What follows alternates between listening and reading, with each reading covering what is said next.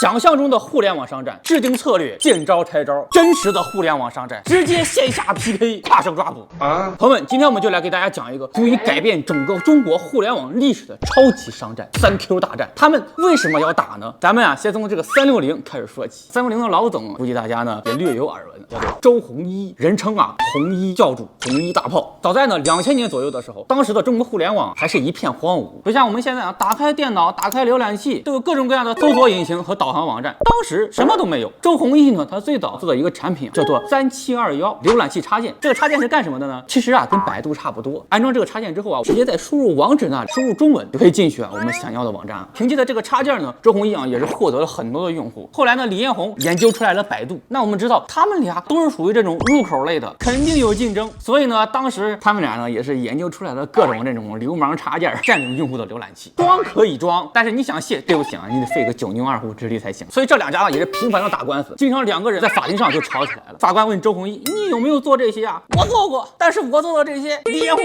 都做过。”两个人呢从法院里边出来之后，周鸿祎：“要不咱俩干一架？”在法庭外边撸起袖子就准备开打了。可见这个人的性格是属于那种比较刚的。那后来他把3721这个插件卖给雅虎之后他就离开了，做出来了360。为什么要做360呢？他当时也在想，3721的插件挺流氓的，那我就做出来一个安全管家，专门治这种流氓软件。是我杀了我。不得不承认这个人真是个天才，狠起来连自己都干。因为那个时候市场上的一些什么瑞星、开巴尔斯基、金山毒霸都是付费软件，那靠着这个免费模式，他又快速的抢占了市场，但是呢，也给自己树立了很多敌人。毕竟你这个行为简直都不是砸别人的饭碗了，你这都是相当于跑到别人的家里把人家的锅都给砸了。所以当时的360在同行中的口碑可以说是非常的差。但说起那个时候口碑最差的，还得是腾讯。QQ 线舞模仿劲舞 ，QQ 飞车模仿跑跑卡丁车 ，QQ 三国模仿冒险岛 ，QQ 输入法模仿搜狗输入法，整一个抄袭之王。甚至当时还出了一个专门的文章来骂腾讯，标题也是非常的犀利狗的腾讯。听说那个时候小马哥看到这篇文章之后也是非常的气愤，他们怎么可以骂人呢？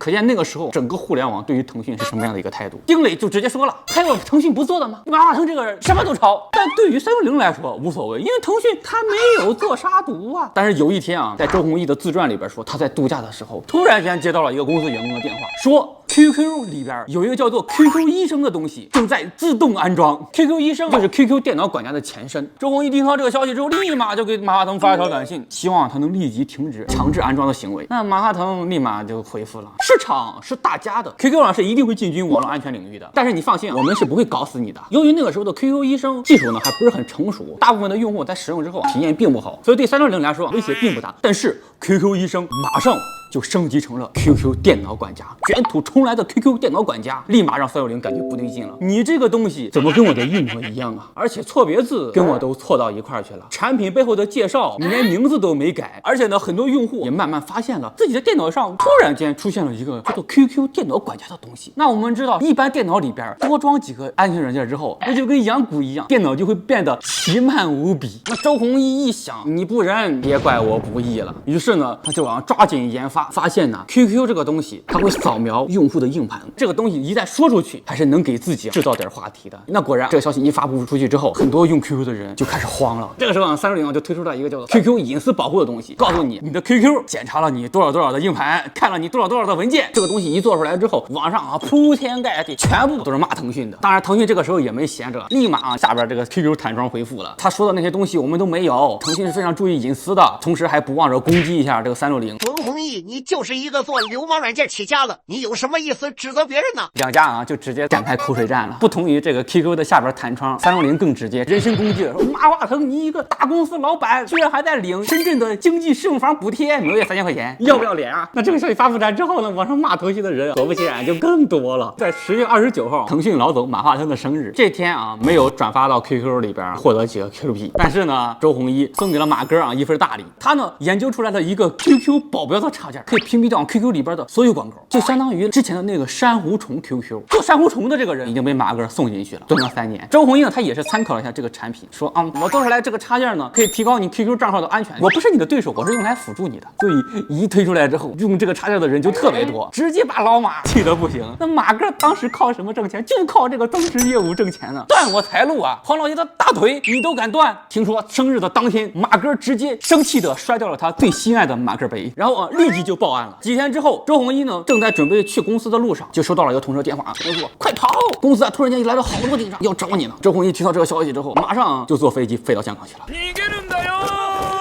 后来一细想，他就有点后怕，要是那个时候被抓了，铺天盖地的新闻一出来，你这个舆论呐，一下就落到低位了。同时，他内心呢还有点小鄙视马哥啊，商战就是商战，这就跟那小孩子打架似的，你这告家长啥意思啊？几天之后啊，腾讯发了一个公告，这个公告已经成了腾讯的梗了，就是我们做了一个非常艰难的决定，用户只能在 QQ 和360里边2选1。当时大家一看到这个消息，震惊的不行，你居然敢这么做！虽然说骂归骂，但是呢，大家基本上都是保留个 QQ， 因为那个时候 QQ 没有替代的，但360呢，说白了就是一杀毒软件，你把360卸了，你还能找到别的可以替代的。腾讯这个杀招一祭出，周鸿祎你是一点办法都没有了。1天之内就有几千万的用户卸载了360，那个时候360也才几亿的用户，相当于就是再多几天都快被人卸干净了。所以360这边呢也是先妥协，在腾讯那边的态度呢一直就很强硬，一副不搞死你我誓不罢休的状态。就在大家觉得360马上就不行了的时候，铁拳介入了，工信部直接明令禁止两家赶紧停止商战，确保呢软件可以兼容，并且呢都要向社会道歉。这场闹剧啊终于结束了。从此之后呢，腾讯也是改变了自己的策略，以后呢有啥东西我自己不做了，我投资筑大筑墙，